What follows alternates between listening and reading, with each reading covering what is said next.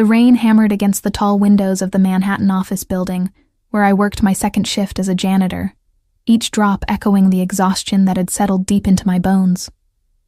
At 23, my life had become a carefully choreographed dance of survival. Morning shifts as a secretary at a law firm downtown, evening classes at community college twice a week, and nights cleaning corporate offices until my hands cracked from chemical cleaners and my feet screamed for mercy. I told myself it was temporary, that once I finished my business degree, everything would change.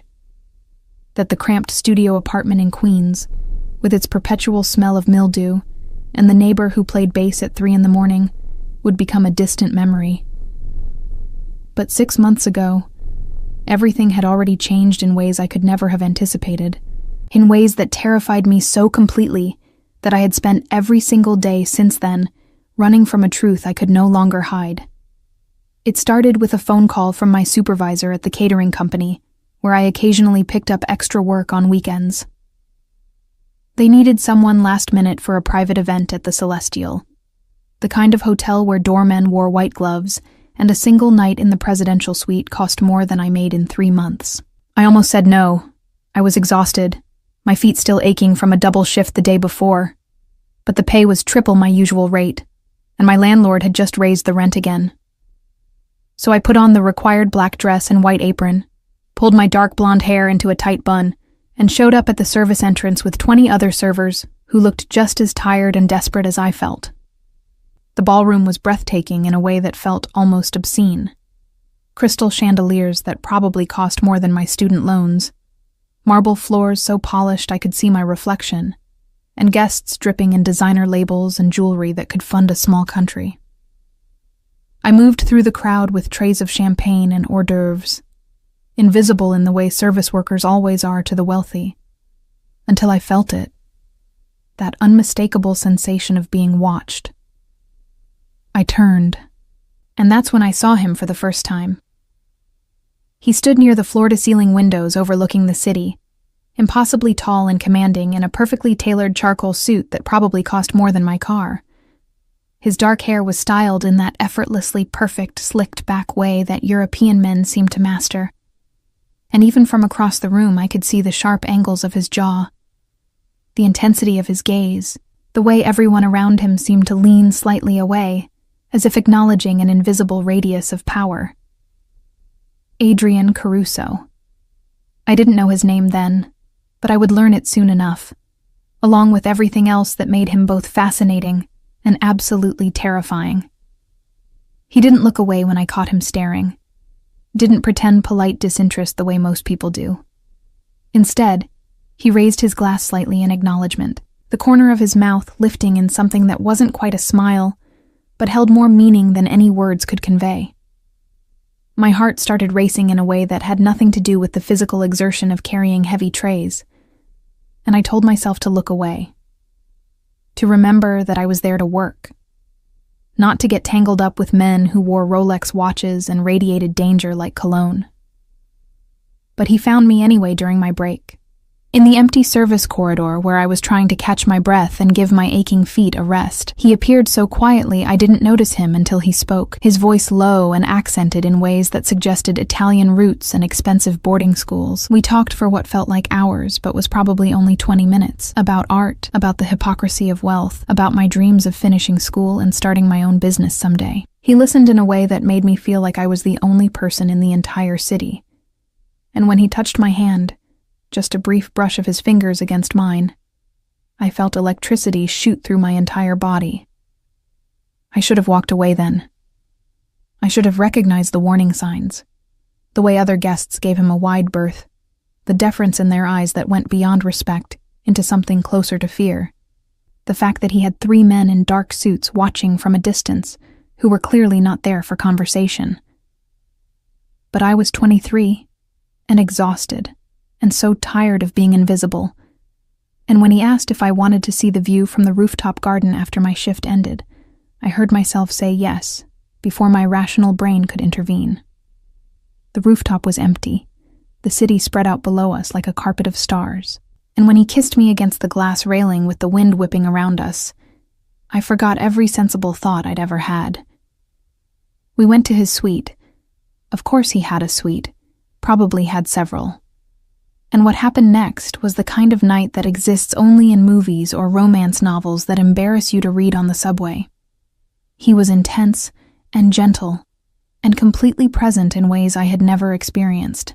And for those few hours, I let myself believe that maybe fairy tales could happen to girls like me.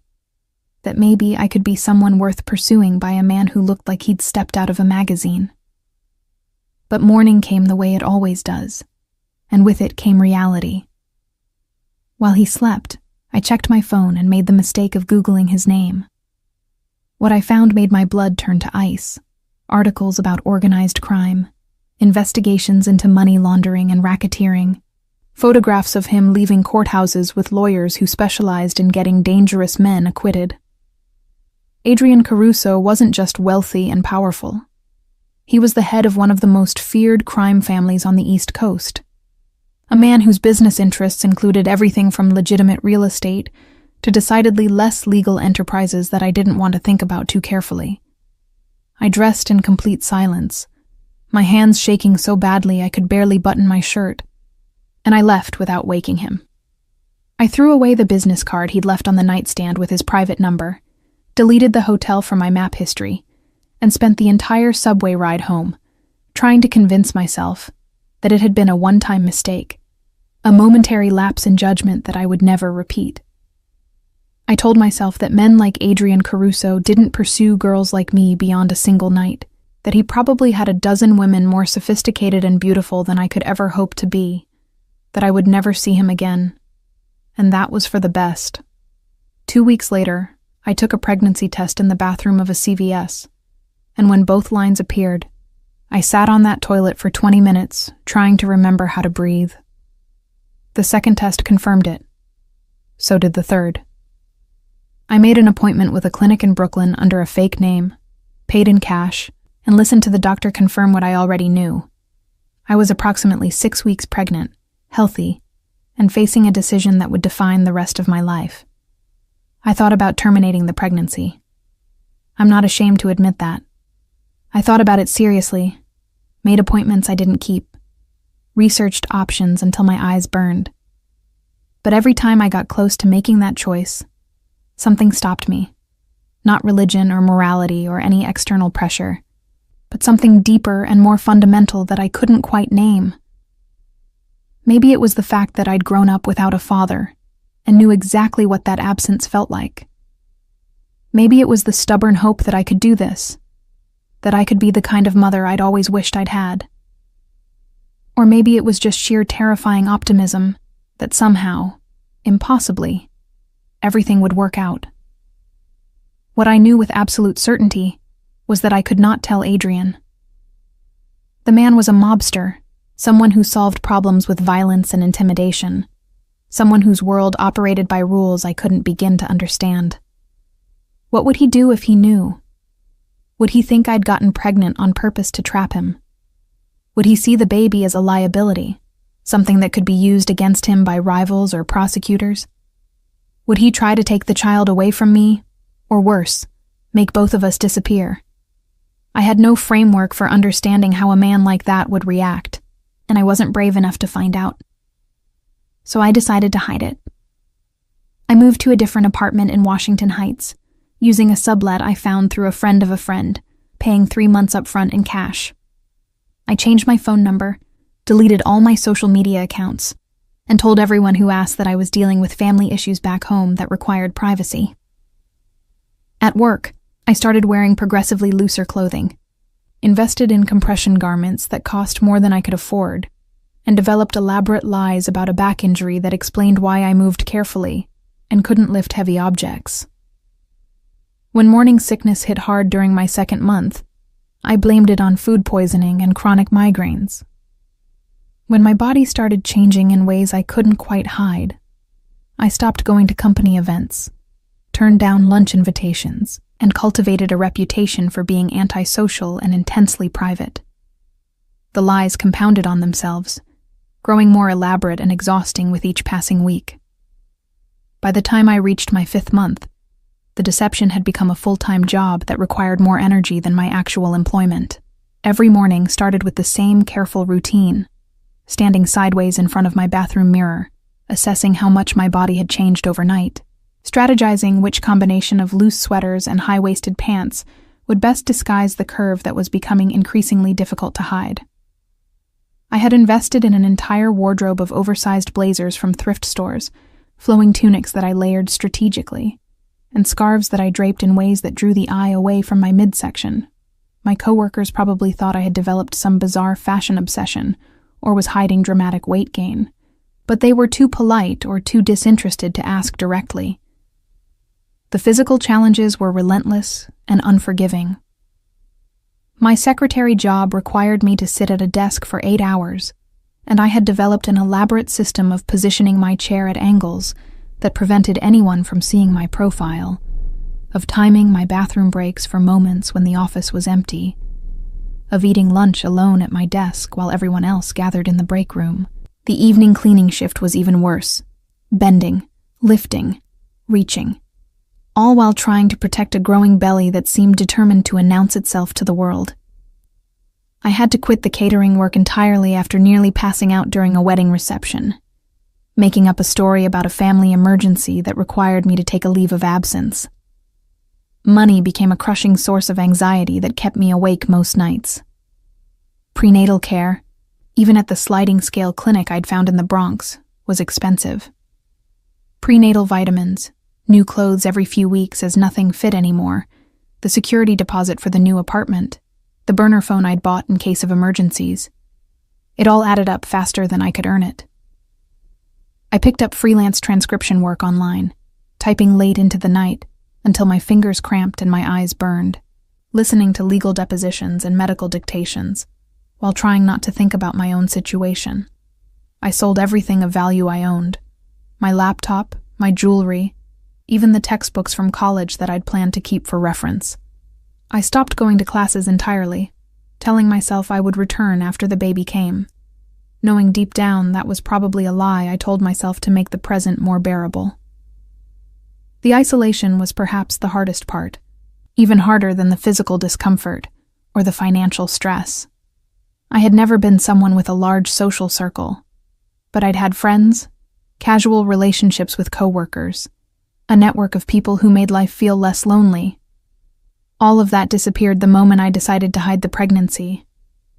I stopped responding to text messages, declined every invitation, invented excuses for why I couldn't meet for coffee or drinks or even a quick lunch. My best friend from college, Sarah, who had known me since freshman year, called me 17 times in 1 week before finally sending a message that said she was worried about me and would I please just confirm I was alive. I responded with a brief text claiming I was dealing with a family crisis and needed space, then blocked her number because I knew if I heard her voice I would break down and tell her everything. The appointments with my obstetrician became the only human contact I allowed myself beyond surface-level work interactions. Dr. Patricia Chen was a no-nonsense woman in her 50s, who ran a practice specializing in patients who needed discretion or couldn't afford traditional care. She asked questions at my first visit, about the father, about my support system, about my plans for after the birth, and when I gave evasive answers or obvious lies, she simply made notes in my chart and moved on to discussing prenatal nutrition and the importance of staying hydrated. Every month I would show up for my appointment, listen to the heartbeat that still made me cry no matter how many times I heard it, look at the ultrasound images that I kept hidden in a locked box under my bed, and receive the same advice about rest and proper nutrition that I couldn't always follow. The baby became real to me gradually, then all at once. For the first few months, it had been an abstract concept, something happening to my body that I was managing like a complicated medical condition.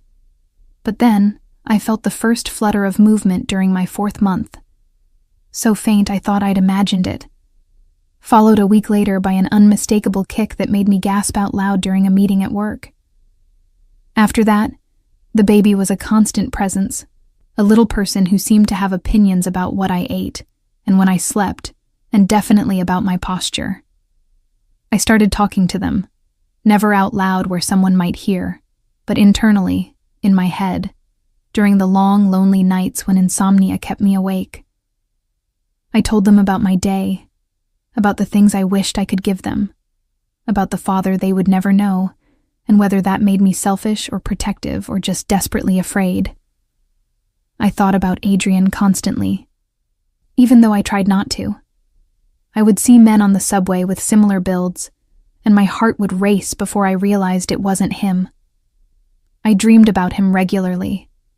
Sometimes the good memories of that night, the gentleness in his touch and the way he'd looked at me like I mattered, but more often nightmares where he discovered the truth and his expression turned cold and dangerous.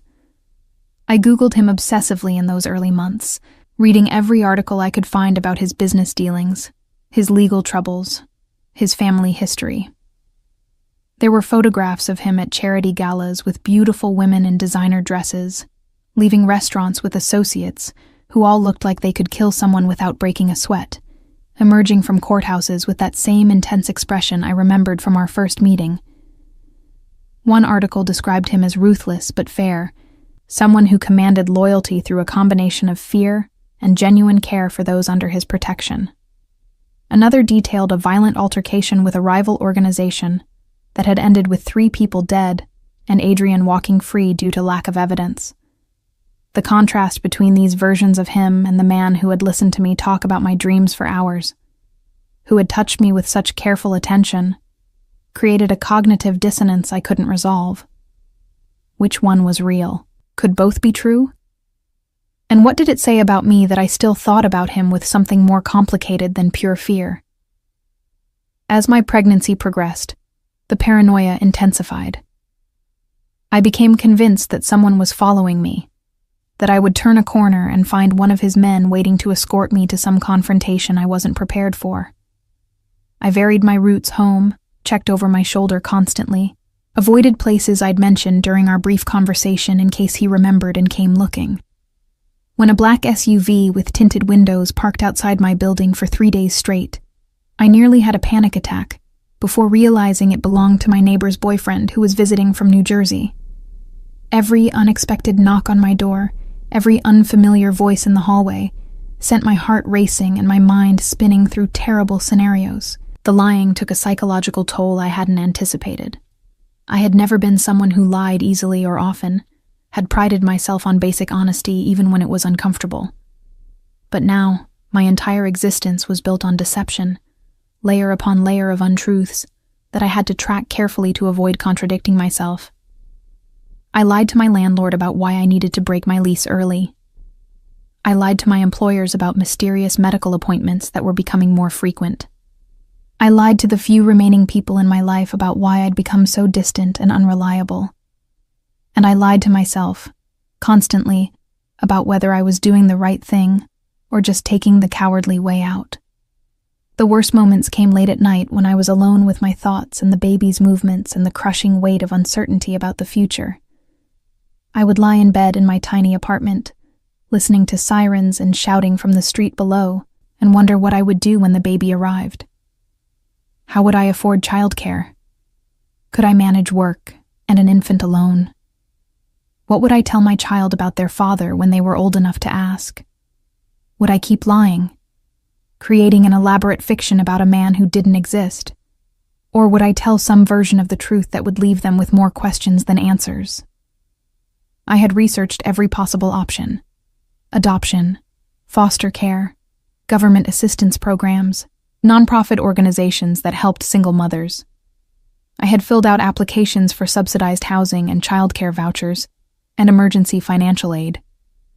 I had even looked into whether I could legally give the baby up without naming the father, though the thought made me feel sick with guilt and shame. But none of these options felt right, felt like the answer I was looking for, and so I just kept moving forward day by day, telling myself that somehow I would figure it out when the time came. My body was changing in ways that amazed and terrified me. The baby was active now, especially at night when I was trying to sleep, with what felt like full gymnastics routines that made my entire belly shift and ripple. I had gained weight, despite my careful eating, my face rounder than it had ever been, my ankles swollen by the end of every shift. My back ached constantly. My hips felt like they might split apart when I walked, and I had developed this waddle that I tried desperately to disguise as a normal gait. The physical discomfort was relentless, but it also felt deserved somehow, like penance for the choices I'd made. The breaking point came on a Tuesday in late October, 5 months and 2 weeks into my pregnancy, on an evening that had started out no different from any other.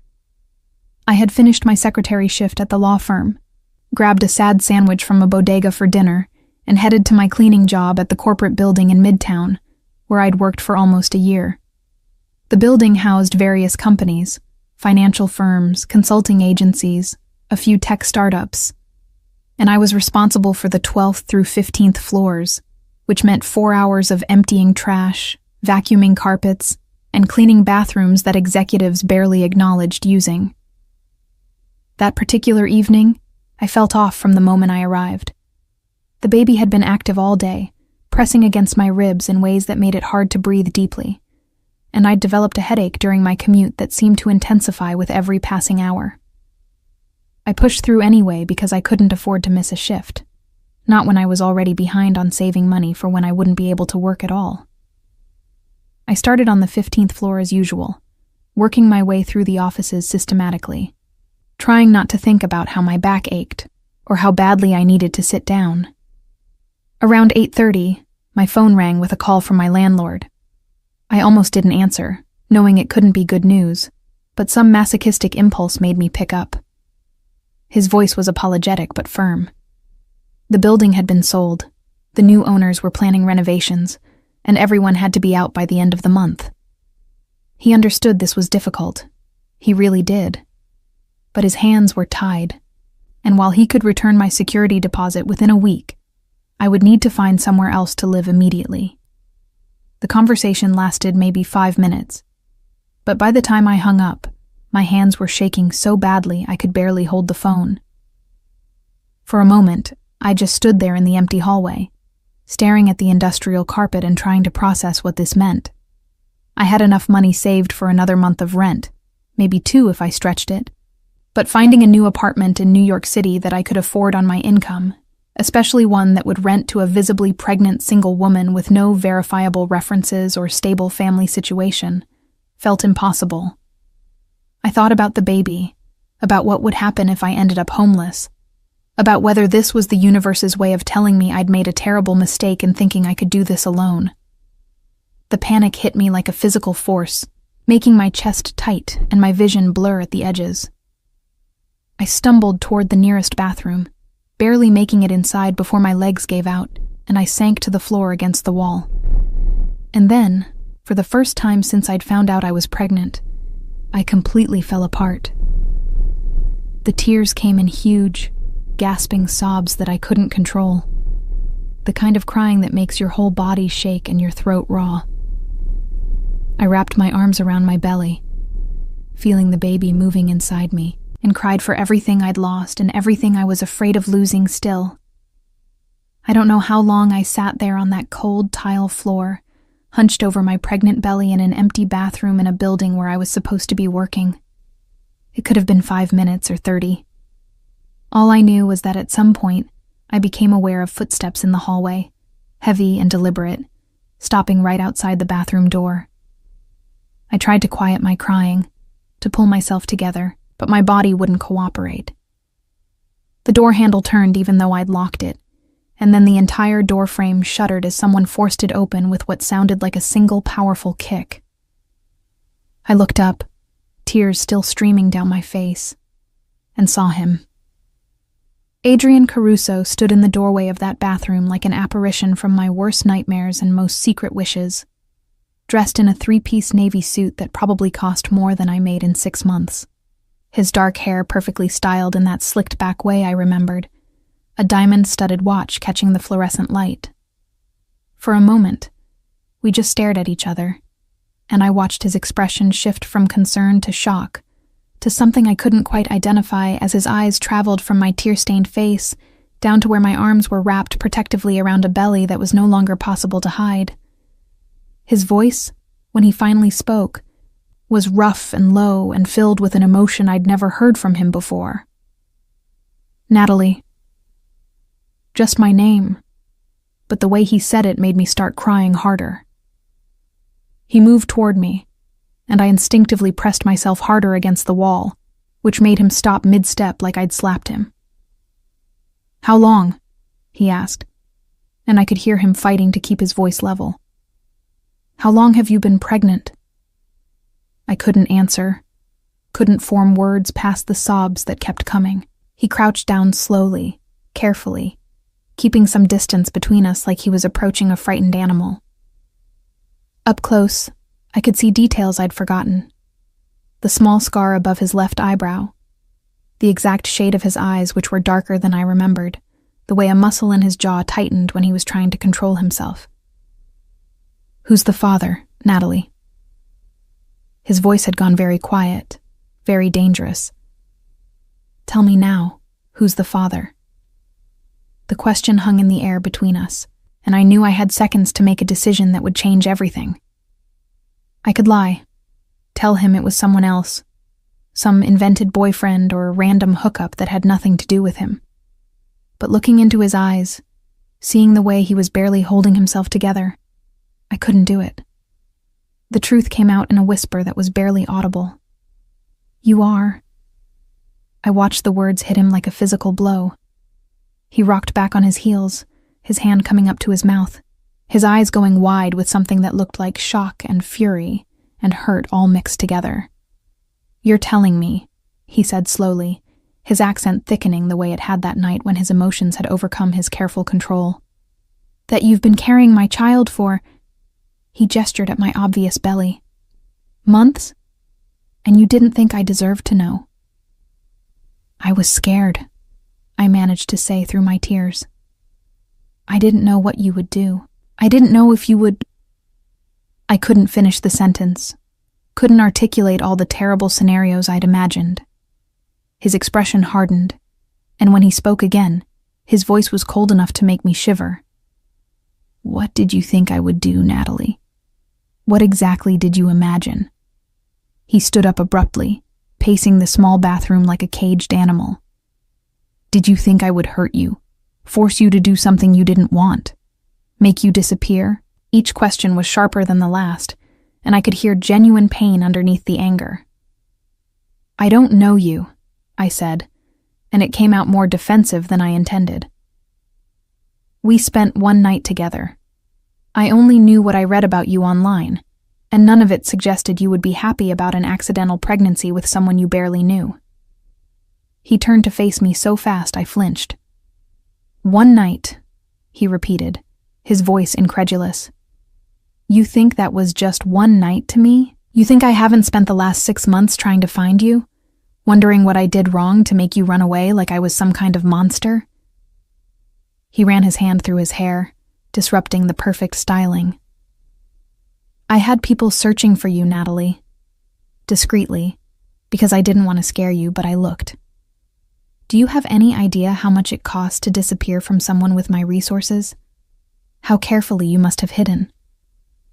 I stared at him, processing this information that contradicted everything I'd assumed. "You looked for me?" My voice came out small, uncertain. "Of course I looked for you," he said, and suddenly all the anger seemed to drain out of him, leaving behind something that looked almost like devastation. He sank down against the opposite wall, putting his head in his hands. "That night meant something to me. You meant something to me. And then you just vanished, and I thought—" He stopped, looked up at me with eyes that held too much emotion. I thought I'd imagined the connection, that I'd misread everything, that I was just another rich man who'd convinced himself a beautiful woman actually wanted him for more than his money. The vulnerability in his admission made my chest ache. "It wasn't like that," I said quietly. "That night it was real. All of it was real. That's why I ran, because it scared me how much I felt, how fast everything happened. And then I found out who you really were, and I panicked." He was quiet for a long moment, studying my face like he was trying to read my thoughts. So instead of talking to me, Instead of giving me a chance to be part of this, you decided to hide my child from me for months. To struggle alone, to cry on bathroom floors, to... His gaze swept over my cheap, oversized clothes, my tired face, and I could see him piecing together just how difficult things had been. How have you been managing? Financially? With medical care? I've been managing, I said, lifting my chin with what little pride I had left. I have 2 jobs. I found a clinic. You've been barely surviving. He cut me off, his voice hard. Don't lie to me, Natalie. Not now. Not about this. He stood up, and suddenly he was looming over me, this tall, powerful man who could probably destroy my life with a phone call if he wanted to. You're coming with me. What? I tried to push myself up off the floor, but my body wouldn't cooperate. No, I can't just... This isn't a negotiation. He reached down, and before I could protest, he'd scooped me up in his arms like I weighed nothing, pregnancy belly and all. You're exhausted, you're upset, and you're carrying my child. We're going somewhere safe where we can talk properly, where you're not sitting on a bathroom floor in a building where you shouldn't be working in your condition in the first place. Put me down, I said, but there was no force behind it. The truth was, I was so tired, so overwhelmed, and being held by someone who actually seemed to care about my well-being, even if he was also furious with me, felt better than I wanted to admit. Adrian carried me out of that bathroom and through the empty office building like I was something precious and breakable, his arms steady and strong around me, despite my protests that I could walk. In the elevator, I caught our reflection in the mirrored walls, him in his expensive suit looking every inch the powerful man he was, me in my cleaning uniform with tear-stained cheeks and a belly I could no longer hide. The contrast between us almost absurd.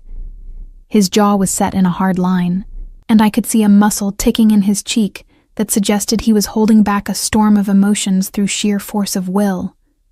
3 men in dark suits were waiting in the lobby, and they didn't even blink at the sight of their boss carrying a pregnant woman through the marble-floored entrance. One of them moved ahead to open the door of a black SUV that had pulled up to the curb. Another spoke quietly into his phone in what sounded like Italian, and the third scanned the street with the practiced alertness of someone expecting trouble. Adrian settled me into the back seat with surprising gentleness before sliding in beside me, and within seconds we were moving through the Manhattan traffic with the kind of smooth efficiency that suggested the driver had done this countless times before. I stared out the window, watching the city lights blur past, trying to process what was happening. This was the scenario I'd been afraid of for months. Being found, being confronted, being pulled into Adrian's world whether I wanted to be or not.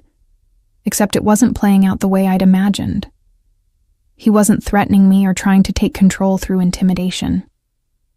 He was just sitting there beside me, occasionally glancing at my belly with an expression I couldn't quite read, looking almost as overwhelmed as I felt. We drove to a building in Tribeca that screamed expensive even from the outside. One of those converted warehouses with floor-to-ceiling windows, and a doorman who nodded at Adrian with the kind of deference that suggested he owned the place, which he probably did. The penthouse apartment he took me to was exactly what I would have expected if I'd thought about it. Modern, spacious, decorated with art that probably cost more than most people's houses, with views of the city that would have been breathtaking if I'd been in any state to appreciate them. He guided me to a leather couch that was so soft I nearly disappeared into it, then disappeared into what I assumed was the kitchen. I heard cabinets opening, the sound of running water, and then he returned with a glass and handed it to me. "Drink," he said, not quite in order but close. "You're dehydrated from crying." I took the water because he was right and because I didn't have the energy to argue. He sat down across from me in an armchair, leaning forward with his elbows on his knees, and for a long moment we just looked at each other. Up close, I could see that he looked tired too, with shadows under his eyes that suggested he'd been sleeping as poorly as I had. The expensive clothes and perfect grooming couldn't quite hide the tension in his shoulders, or the exhaustion in his expression. "Start from the beginning," he said finally. "Tell me everything." So I did. I told him about taking the pregnancy test, about the panic and fear and impossible decisions, about moving apartments and changing my number and quitting school. I told him about the clinic appointments I went to alone, about the ultrasound images I kept hidden in a box, about talking to the baby late at night when I couldn't sleep. I told him about selling my possessions to pay for prenatal vitamins, about the lies I'd told everyone I knew, about the crushing loneliness of going through pregnancy without a single person to share it with. And I told him about the phone call tonight, about losing my apartment and feeling like everything was falling apart at once. He listened without interrupting, his expression becoming progressively darker as I spoke. When I finally finished, he was quiet for a long time, his hands clasped together so tightly his knuckles were white. "You should have come to me," he said, and his voice was rough with emotion he was barely controlling. "The moment you found out, you should have found a way to contact me." "I was terrified of you," I said honestly, "of who you are, what you do, what you might do to me or the baby. Every article I read made you sound dangerous and unpredictable, and I didn't know if I was just some random hookup you'd already forgotten or if—" "You were never random," he interrupted, his eyes intense on mine. "That night with you was the first time in years I'd felt like I could be something other than what everyone expects me to be. You talked to me like I was just a man, not a name or a reputation or something to be afraid of. Do you have any idea how rare that is in my world?" I shook my head, not trusting myself to speak. The raw honesty in his voice was breaking down walls I'd built up over months of self-protection. He stood up abruptly, began pacing the expensive hardwood floors. "I understand why you were scared. I'm not blind to what people say about me, and most of it is true. I've done things that would horrify you, made choices that haunt me, built my life in a world where violence is currency and loyalty is bought with fear." He stopped, turned to face me. "But I would never, never hurt you or a child, especially not my child." "How was I supposed to know that?" I asked, and I could hear the desperation in my own voice. "You're essentially a stranger who happens to be the father of my baby. I didn't know what you would do, and I couldn't take the risk." His expression shifted, became something almost vulnerable. "My father," he said quietly, "was a violent man who used his fists on my mother regularly and his children occasionally. I watched her make excuses for black eyes and broken ribs, watched her fade into someone I didn't recognize. When she finally got sick, cancer that might have been treatable if she'd had the money and access to proper care, he barely visited the hospital. She died when I was 15, and I swore on her grave that I would never become him, that if I ever had a family, I would protect them with everything I had."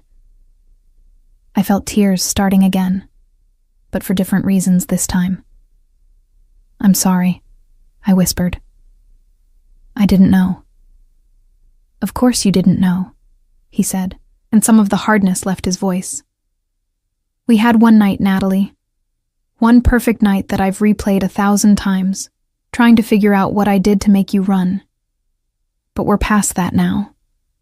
The question is what we do moving forward." He sat back down, and this time he looked at me with an intensity that made my breath catch. "I want to be involved. Not just financially, though obviously I'm going to take care of that immediately. I want to be part of this pregnancy, part of our child's life. I want—" He stopped, seeming to struggle with the words. "I want us to try. Not because you're pregnant, though that's certainly a factor, but because I haven't been able to stop thinking about you since that night. Because when I heard you crying and recognized your voice, my first thought wasn't about the pregnancy or the deception. It was that I'd finally found you, and I wasn't going to let you disappear again. My heart was pounding so hard I was sure he could hear it. "Adrian, I don't know if I can be part of your world.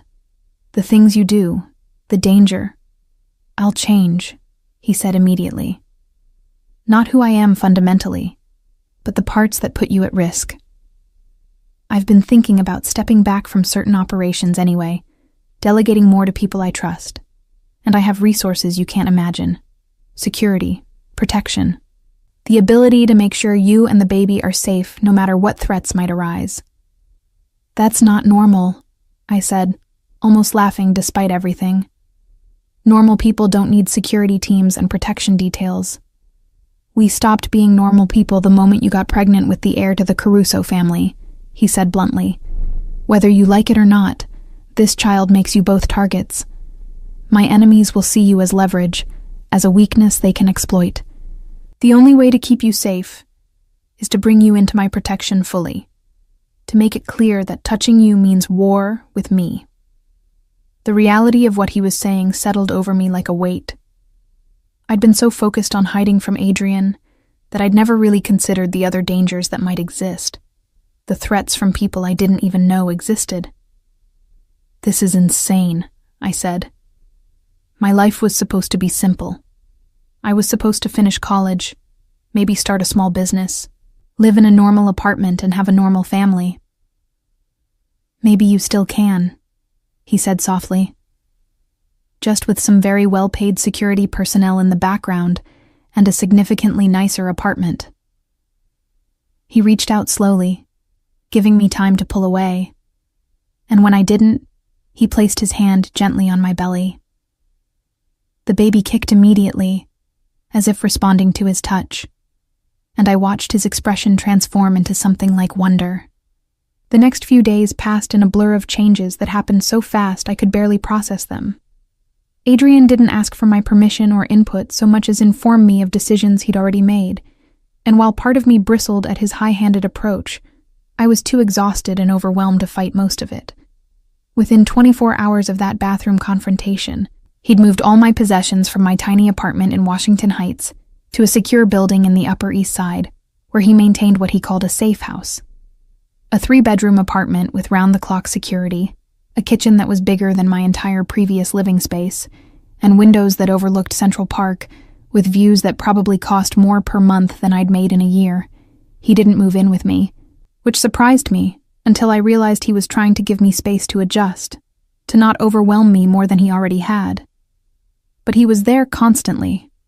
Morning, afternoon, evening, showing up with takeout from restaurants I'd only read about in magazines, with prenatal vitamins from a pharmacy that apparently delivered to his home, with books about pregnancy and parenting that he'd clearly spent hours selecting.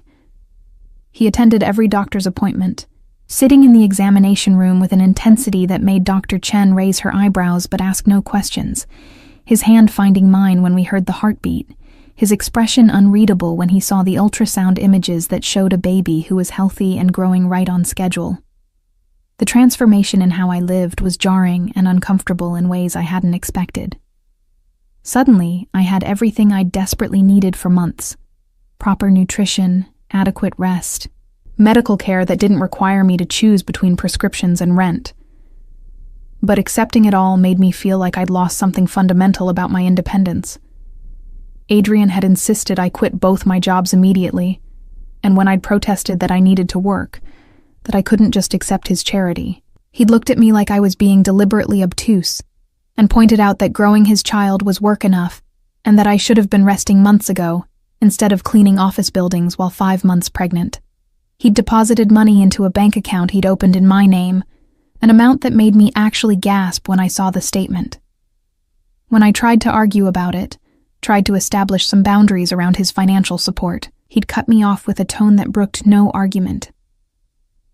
"You're carrying my heir," he'd said, and there was something in his voice that made it clear this was non-negotiable. "Every single thing you need, every comfort that makes this pregnancy easier, every expense related to the baby.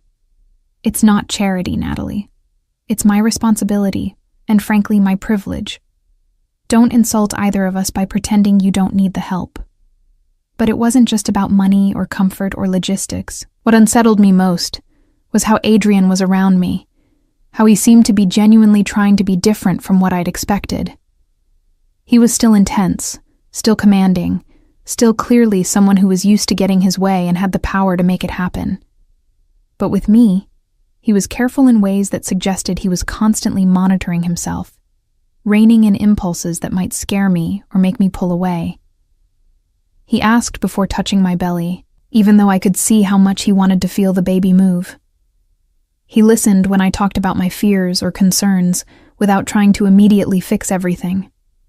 He brought me books and music and ridiculous amounts of food, learning my preferences through trial and error, with a focus that would have been touching if it wasn't also slightly overwhelming. We talked more than I'd expected about everything and nothing. He told me about growing up in his family, about the expectations and pressures and violence that had shaped him, about his mother who he'd loved, and his father who he'd feared and eventually replaced. He was honest about his business in ways that sometimes made me uncomfortable. He didn't glorify it, or pretend it was something it wasn't, but he also didn't apologize for choices he'd made to survive and eventually thrive in a world that had very different rules than the one I knew. And slowly, carefully, he began sharing his vision for how things could be different, for how he could step back from the most dangerous aspects of his operations and focus on legitimate businesses that wouldn't put his family at risk. I've been thinking about this for a while. He admitted one evening while we were sitting in the apartment's living room, him in an armchair and me on the couch, with my feet propped up because my ankles had started swelling. Even before I found you again. The violence, the constant threat of prosecution or war with rivals, it's exhausting and it's not sustainable. I have lieutenants who are capable of running most operations, who've been loyal for years and deserve more responsibility. I can maintain oversight without being directly involved in things that might get me killed or imprisoned. Can you really walk away? I asked skeptically. I thought once you were in that life, you were in it permanently.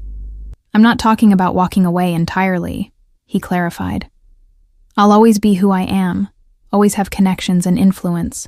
And yes, some business interests that operate in gray areas. But there's a difference between being the person who makes every decision and gets their hands dirty, and being someone who delegates and maintains strategic control from a distance. My child deserves a father who's present, who's not constantly looking over his shoulder or preparing for the next attack.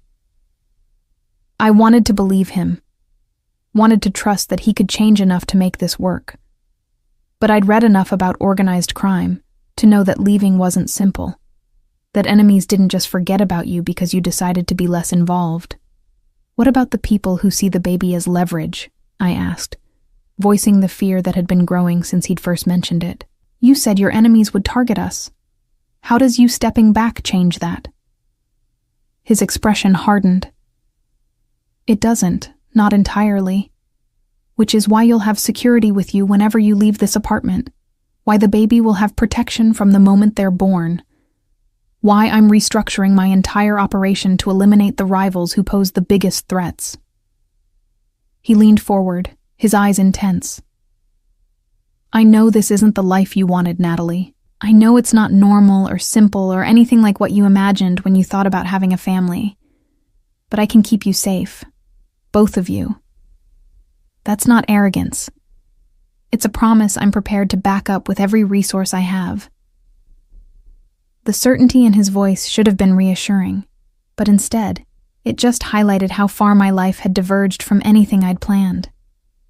I thought about the girl I'd been 6 months ago, the one who'd been focused on finishing college and building a modest, stable life. That version of me felt like a stranger now, someone naive who'd had no idea how quickly everything could change. I'm scared, I admitted quietly.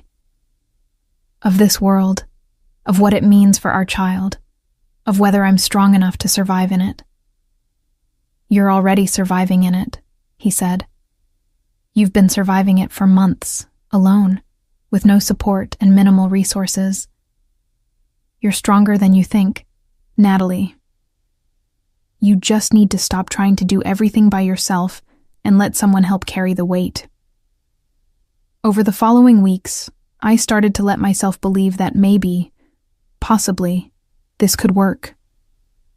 Adrian was relentless in his attention, showing up every day with the kind of consistency that slowly wore down my defenses. He learned what foods made my morning sickness worse and brought alternatives. He noticed when I was tired and insisted I rest, sometimes physically guiding me to the bedroom and staying until I fell asleep. He asked questions about the baby constantly. Did I have preferences for names? How did I want to decorate the nursery? Did I want to know the sex or wait until birth? With an enthusiasm that felt genuine rather than obligatory. But there were also moments that reminded me exactly who he was and what his world entailed. Like the afternoon when I heard him on the phone speaking rapid Italian, his voice cold and commanding in ways I'd never heard directed at me, clearly issuing threats or orders that made whoever was on the other end scramble to comply. Or the night when he showed up with bruised knuckles and a cut above his eye that he dismissed as just business, refusing to elaborate despite my questions. Or the constant presence of security personnel who appeared whenever I left the apartment, silent men and women who watched everything with the kind of alertness that suggested they were expecting trouble. The pregnancy itself was progressing normally according to Dr. Chen, though my blood pressure had been running slightly high at the last few appointments, something she attributed to stress, and told me to monitor carefully. The baby was active and healthy, measuring right on track, and I'd finally agreed to find out the sex at the next ultrasound after Adrian had asked about 15 times with barely concealed excitement. He was convinced it was a boy, talked about teaching him things and protecting him and giving him the childhood that Adrian himself had never had. And the tenderness in those moments made my chest ache with complicated emotions I wasn't ready to name. We hadn't discussed the specifics of our relationship, hadn't defined what we were to each other beyond two people having a baby together. He hadn't tried to kiss me or touch me in any way that went beyond the careful, almost reverent way he put his hands on my belly to feel the baby move. I didn't know if it was because he was giving me space to adjust or if he simply didn't see me that way anymore, and I was too afraid to ask because I wasn't sure what answer I wanted to hear. Everything changed on a cold November evening when I was 6 months pregnant and starting to feel like maybe we had figured out a fragile equilibrium that could actually work. Adrian had left earlier that afternoon for what he'd described as an important meeting with some associates, promising to be back for dinner and asking what I wanted him to bring.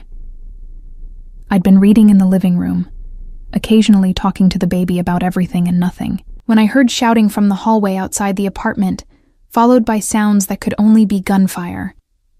My entire body went cold with terror. I grabbed my phone with shaking hands and tried to call Adrian, but it went straight to voicemail. The security guard who was supposed to be stationed outside my door burst in, a woman named Maria who'd been nothing but professional in the weeks I'd known her. "We need to move you now," she said, her voice urgent but controlled. "There's been a breach in the building. Protocol is to get you to the safe room immediately." I barely remember the next few minutes. Maria half carrying me through the apartment to what I'd thought was a closet, but turned out to be a reinforced panic room with its own ventilation system and communication equipment. Her barking orders into her radio while sealing the heavy door behind us. I sat on the floor because there was nowhere else to sit, my arms wrapped around my belly protectively, listening to muffled sounds from outside that might have been more gunfire, or might have been my imagination. The baby was moving frantically, responding to my elevated heart rate and stress hormones, and I tried to breathe slowly and stay calm like they taught in all those prenatal classes I'd attended online. But terror was making that almost impossible. It felt like hours, but was probably only 40 minutes before the door opened again, and Adrian appeared, looking absolutely wild with fear and rage. He had blood on his shirt, whether his or someone else's I couldn't tell, and his hair was disheveled in a way I'd never seen, the usually perfect styling completely destroyed. He was across the room in 2 strides, pulling me up from the floor and into his arms so tightly I could barely breathe, his hands shaking as they moved over me like he was checking for injuries. "Are you hurt?" His voice was rough, almost unrecognizable.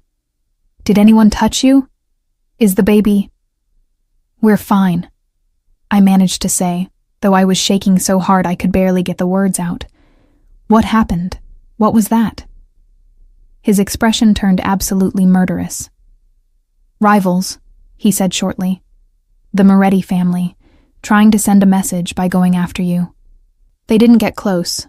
Maria and the team did their job, but they tried, and that's enough." He was still holding me, and I could feel the tension vibrating through his entire body. "I'm ending this, tonight. They wanted a war, and they're going to get one, but not the kind they expected." "Adrian, no," I started to say, but he cut me off with a look that was pure predator, nothing gentle or careful about it. "This is not up for discussion," he said, and there was steel in his voice. "They went after my child, my family. There are lines you don't cross in our world, and they crossed the most fundamental one. I gave them chances to back down, to acknowledge boundaries, and they refused. So now I respond the only way people like them understand." I could see there was no arguing with him, not in this state, and honestly I wasn't sure I wanted to argue. They'd tried to get to me, to the baby, and some primal part of me that I didn't entirely recognize wanted them to pay for that. "What are you going to do?" I asked quietly. "What I should have done months ago," he said. "Eliminate the threat completely. Remove the people who run the Moretti operations. Dismantle their infrastructure. Make it clear to every other family in the region that you are absolutely untouchable." He pulled back slightly, cupping my face in his hands. "I need you to trust me. Can you do that?" I nodded, even though I wasn't entirely sure what I was agreeing to. He kissed my forehead gently, such a contrast to the violence I could feel coiling in him. And then he was giving Maria detailed instructions about security protocols and backup plans and things I only half understood. He told me he'd be back as soon as possible, that I should stay in the apartment with enhanced security, that everything would be different after tonight. And then he was gone, and I was left alone with my fear and my racing thoughts and a baby who wouldn't stop kicking. Maria tried to get me to eat something, to rest, but I couldn't do either. I paced the apartment for hours, imagining worst-case scenarios, wondering what eliminate the threat actually meant in practice, terrified that Adrian wouldn't come back or that he would come back changed in ways I couldn't handle. The baby's movements became more agitated as the night wore on, responding to my stress in ways that made me feel guilty and helpless. It was almost dawn when Adrian finally returned, looking exhausted and grim but uninjured. He found me in the nursery we'd been slowly putting together, sitting in the rocking chair and staring at the empty crib. He didn't say anything at first, just pulled me up and held me, and I could feel how tightly wound he still was despite the weariness in his body. "Is it over?" I asked against his chest.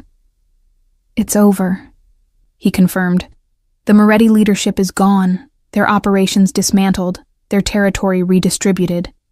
The other families have been informed that you and the baby are under my absolute protection, and anyone who threatens that will face the same consequences. You're safe now, Natalie.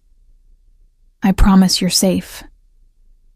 I wanted to ask for details, wanted to know exactly what he'd done and who had died, and whether I should be horrified or grateful, or both. But looking at his face, seeing the weight of whatever had happened in the shadows of the last few hours, I couldn't make myself ask.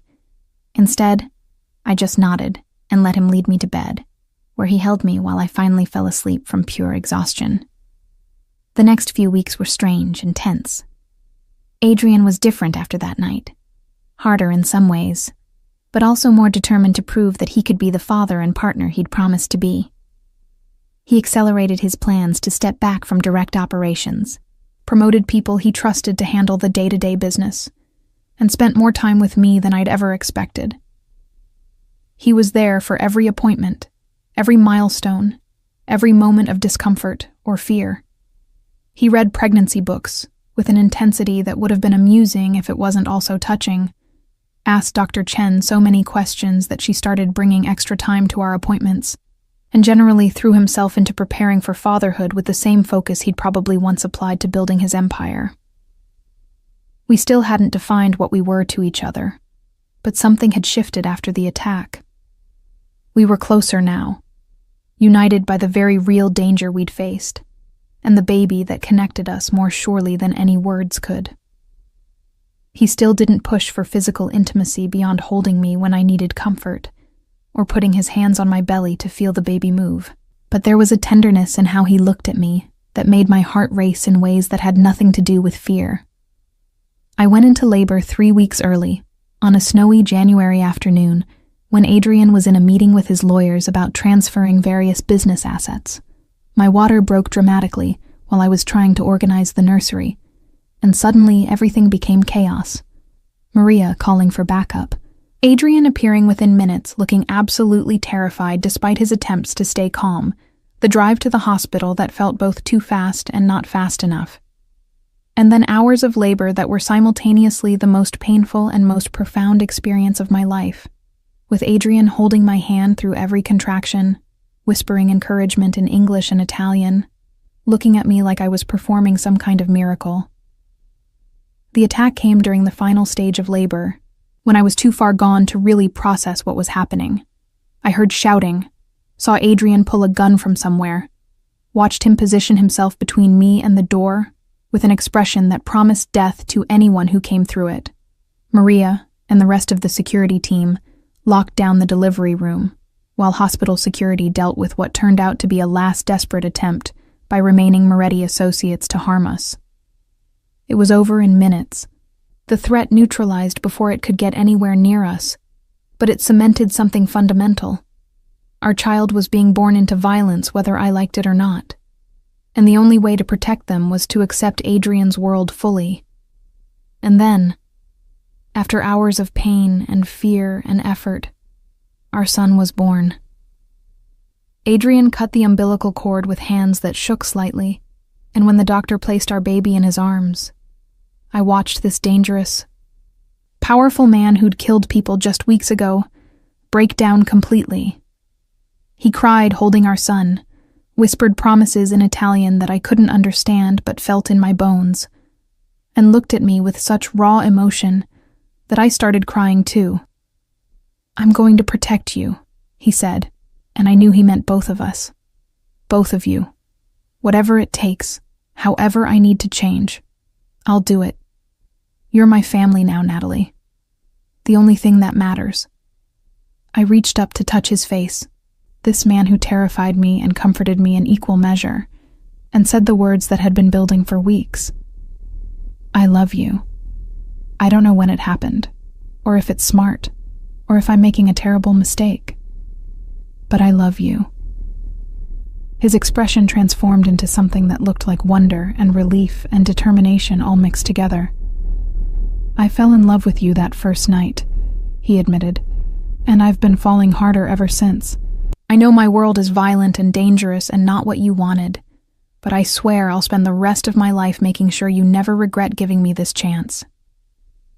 He kissed me then, finally, with our son between us and the sound of security teams outside the door and the knowledge that nothing about our life would be normal or easy. But looking at our baby, at this tiny perfect person we'd created, I realized that maybe normal was overrated anyway. Maybe what we had was better, harder and scarier, and requiring more courage than I'd known I possessed, but real in ways that transcended any fairy tale I'd once imagined. In the days that followed, Adrian made good on his promises. He stepped back from his most dangerous operations, restructured his entire organization to prioritize our family's safety, and began the long process of transitioning toward legitimate businesses that wouldn't put our son at risk. It wasn't a complete transformation.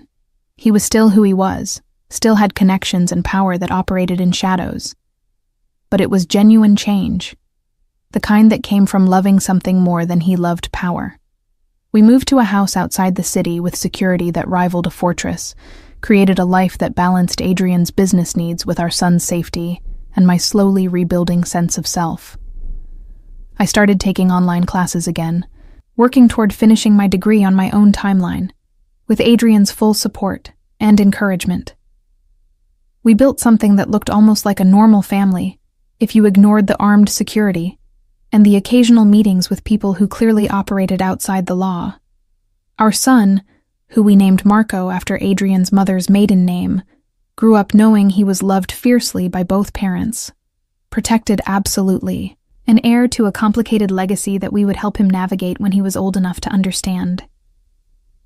And I learned that love doesn't always look like you expect it to, that sometimes the person you're most afraid of becomes the person you can't imagine living without, and that family, real family, is worth every risk, every fear, and every moment of courage it takes to choose it over safety.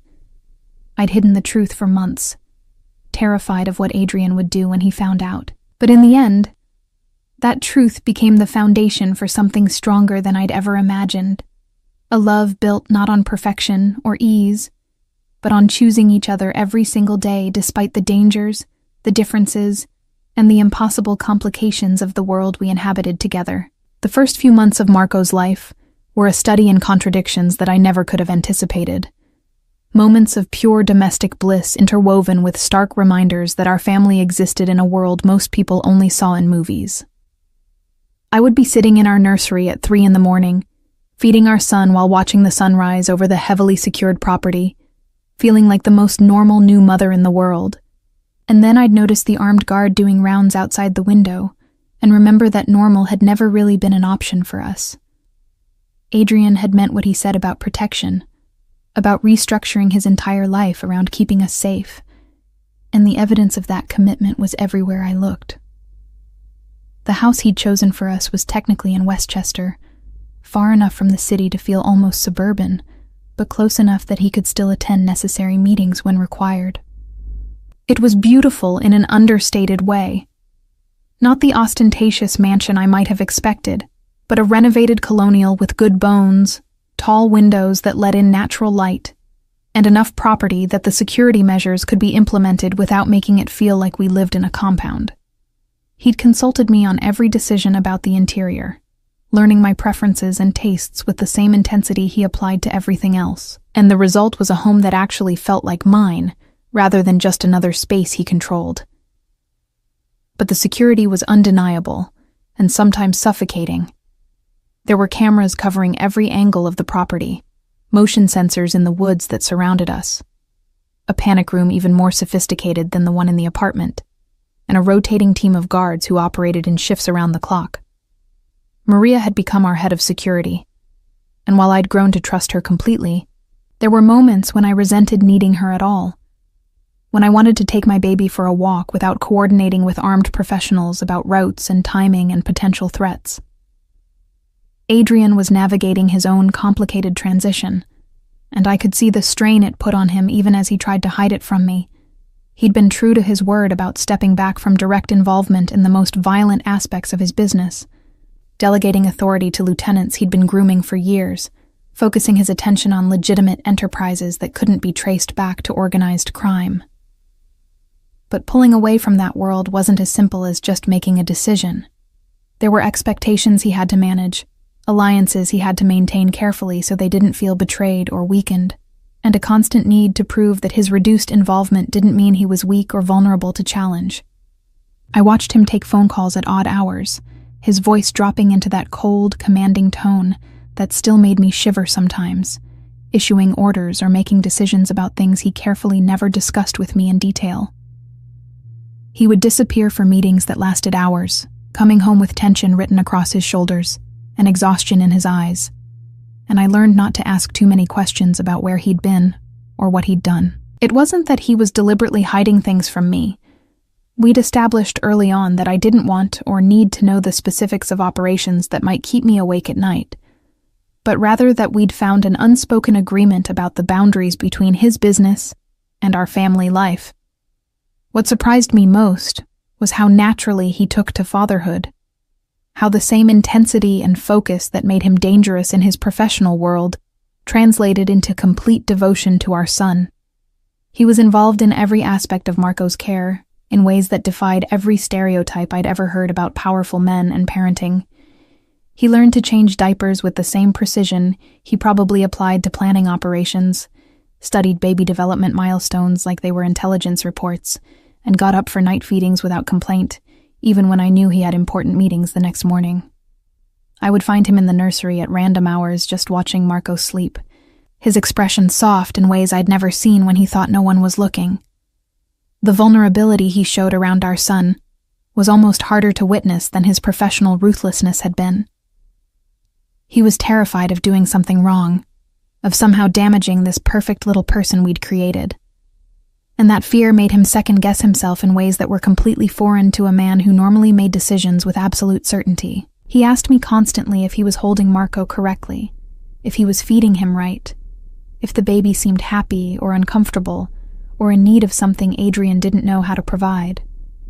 And when Marco would curl his tiny hand around Adrian's finger or fall asleep on his father's chest, I would watch this feared mobster absolutely melt with an emotion so pure it made my heart ache. We were learning to be partners, not just co-parents, but actual partners in building a life together, and it was harder than I'd expected. We came from such different worlds, had such different experiences and expectations, that even simple decisions could become complicated negotiations. I wanted Marco to have a normal childhood with playdates and public parks and regular school, while Adrian's instinct was to keep him isolated and protected with private tutors and carefully vetted companions. I believed in letting him develop independence gradually, while Adrian struggled with the idea of our son being anywhere we couldn't see him, or beyond the reach of immediate security.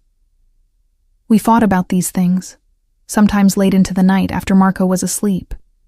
Both of us passionate about what we thought was best for our child, but we also learned to compromise, to find middle ground between my hopes for normalcy and his need for security. Adrian agreed to let Marco have experiences outside our protected bubble as long as appropriate precautions were in place, while I acknowledged that some level of security was necessary and not just Adrian being paranoid. We talked about our own childhoods, about what we'd missed and what we wanted to give our son, and those conversations helped us understand each other in deeper ways. I began to see how Adrian's need for control came from a place of profound fear. Fear of losing us the way he'd lost his mother. Fear of failing to protect what mattered most. Fear that one mistake could cost him everything he'd finally allowed himself to care about. My relationship with Adrian himself continued to evolve in ways that both thrilled and terrified me. We'd acknowledged our feelings for each other in that hospital room, but actually building a romantic relationship while simultaneously learning to parent together was complicated. We were living in the same house, raising a child together, but we hadn't discussed marriage or made any formal commitment beyond our shared dedication to Marco. Adrian had given me the master bedroom while he took a guest room down the hall, respecting my need for space, even though I could sometimes feel his frustration with the arrangement. The physical tension between us was constant and growing. He would brush past me in the hallway and I'd feel electricity shoot through my entire body. I'd watch him hold our son and want nothing more than to be wrapped in those same arms. He'd look at me sometimes with such naked desire that I'd have to look away before I did something impulsive. But we were both holding back, both afraid of rushing into something before we'd fully established the foundation of trust and partnership we needed. It was about 4 months after Marco's birth when things finally shifted. I'd been cleared by my doctor to resume normal activities, though the exhaustion of new motherhood and the lingering effects of pregnancy made normal feel like a distant goal. Adrian had been away for a 2-day trip to the city to handle some business he couldn't avoid, and when he returned late on a Saturday night, I was still awake in the living room, unable to sleep despite my exhaustion. He found me curled up on the couch with a book I wasn't really reading, and something about the way he looked at me made my breath catch. "I missed you," he said simply, and there was such raw honesty in those 3 words that I felt something crack open in my chest. Not just Marco, though of course I missed him too, but you, Natalie. I miss talking to you, hearing your laugh, just being in the same room with you. These last 2 days felt like torture. I set down my book, my heart pounding. "I missed you too," I admitted. "The house feels empty when you're not here. Marco kept looking around like he was searching for you, and I kept wanting to tell you things, or ask your opinion, or just... I stopped, not sure how to articulate the depth of what I was feeling. He crossed the room slowly, giving me time to object or pull away, and when I didn't, he sat beside me on the couch, close enough that I could feel the heat of his body. "I've been trying to give you space," he said quietly, "trying not to push you into anything before you were ready. But I need you to know that what I feel for you isn't just about Marco or obligation or gratitude. I'm in love with you, Natalie. Completely. The way you are with our son, your strength, your stubbornness when you think I'm being too controlling, the way you've adapted to this insane life without losing who you are. Everything about you makes me fall harder." I reached up to touch his face, tracing the sharp line of his jaw, the small scar above his eyebrow. "I'm scared," I whispered. "Scared of how much I feel. Scared of your world. Scared that something will happen and I'll lose this before I've really had a chance to appreciate it." "I'm scared too," he admitted, and the vulnerability in his eyes was almost painful to see. "Terrified that I'll fail you, that I won't be able to keep you safe, that you'll wake up one day and realize you've made a terrible mistake tying yourself to someone like me. But I'm more scared of not trying, of living in the same house with you, and pretending that what we have is just co-parenting when it's so much more than that." I kissed him then, finally closing the distance we'd been maintaining for months, and it felt like coming home and jumping off a cliff simultaneously. He responded with a carefully controlled passion that suggested he'd been holding himself back for far longer than I'd realized, his hands moving to cup my face, his kiss deepening until I was breathless and dizzy and completely lost in the feeling of finally letting myself have this. We didn't sleep together that night. We were both too aware of Marco sleeping upstairs, too conscious of taking things slowly, despite the intensity of what we felt. But we stayed on that couch until dawn, talking and kissing and making promises about the future we wanted to build together. He asked me properly if I would marry him, not because of the baby, or because it made sense logically, but because he loved me and wanted to spend his life with me. And I said yes, knowing it meant fully accepting his world with all its complications and dangers, because the alternative, a life without him, was unthinkable. The engagement was kept private initially, just between us and our closest circle. Adrian gave me a ring that was beautiful, but not ostentatious, a single perfect diamond that caught the light in ways that made me think of that first night when everything had started. We planned a small wedding for the summer, just family and trusted friends, in the garden of our home where security could be managed, and we could celebrate without worrying about public attention or potential threats. But planning a wedding while parenting an infant and managing the complexities of Adrian's business transition was predictably chaotic. There were moments when I wondered if we should just elope, skip all the stress and complication, and just get married at City Hall with Maria and one of Adrian's most trusted associates as witnesses. But Adrian wanted to give me something special, wanted our son to be there when we made our commitment official, and his determination to make it perfect was both touching and occasionally overwhelming. The threats never completely disappeared, though they evolved as Adrian's enemies realized that direct attacks would be met with overwhelming retaliation. Instead of violence, they tried other approaches. Attempts to get information about our security procedures, efforts to find vulnerabilities in Adrian's new business structure, subtle campaigns to damage his reputation with families he was trying to maintain alliances with. Adrian handled each threat with the same cold efficiency he'd always shown, but I could see the toll it took on him. The way he worried constantly about whether he was doing enough to protect us. There were still nights when I woke up in a panic, convinced I'd heard something suspicious, only to find Adrian already awake and alert, his weapon within reach even though we had security throughout the property. There were still moments when I resented the restrictions on our lives, when I wanted to just take Marco to a playground without coordinating with armed guards or planning escape routes. And there were still times when I looked at my life and couldn't quite believe this was real, that I'd gone from hiding a pregnancy in fear to building a family with one of the most dangerous men on the East Coast. But there were also moments of pure joy that made all the complications worthwhile.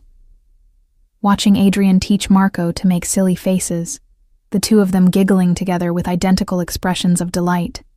Finding love notes hidden around the house that Adrian left for me to discover, small reminders that he was thinking about me even during his busiest days. The quiet evenings when we would sit together after putting Marco to bed, just talking about everything and nothing, building the foundation of intimacy that went beyond physical attraction or shared responsibility. I finished my degree that spring, taking online courses during Marco's naps, and studying late into the night with Adrian's encouragement and support. Walking across the stage to receive my diploma, at a heavily secured ceremony that probably gave the university security nightmares, with Adrian and Marco in the audience, was one of the proudest moments of my life. It represented something fundamental about not losing myself completely in the chaos of the last year, about maintaining goals and dreams that were mine independent of being Marco's mother or Adrian's partner.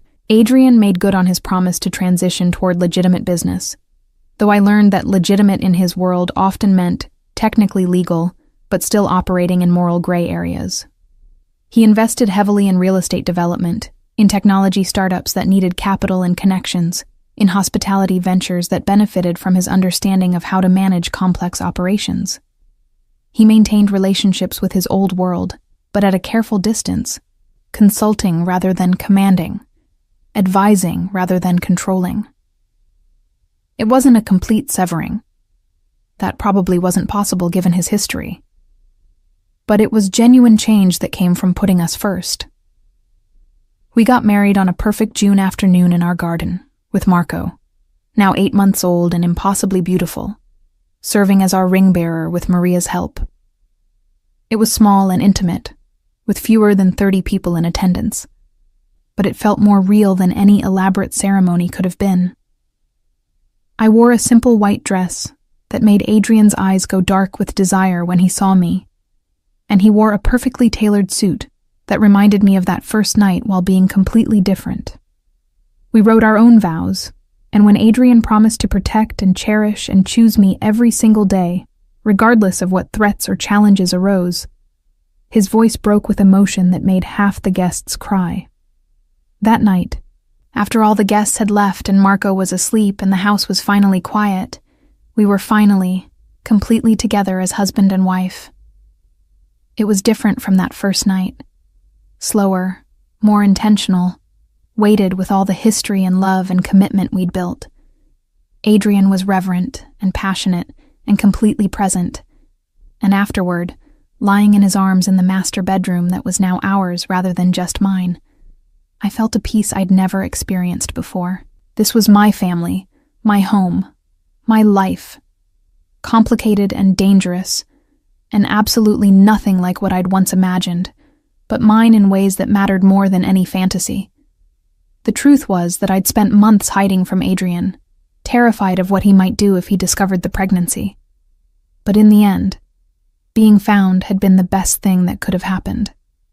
Not because his money or protection made life easier, though they certainly did, but because being with him, building this family together, had taught me that love doesn't always arrive in safe, predictable packages.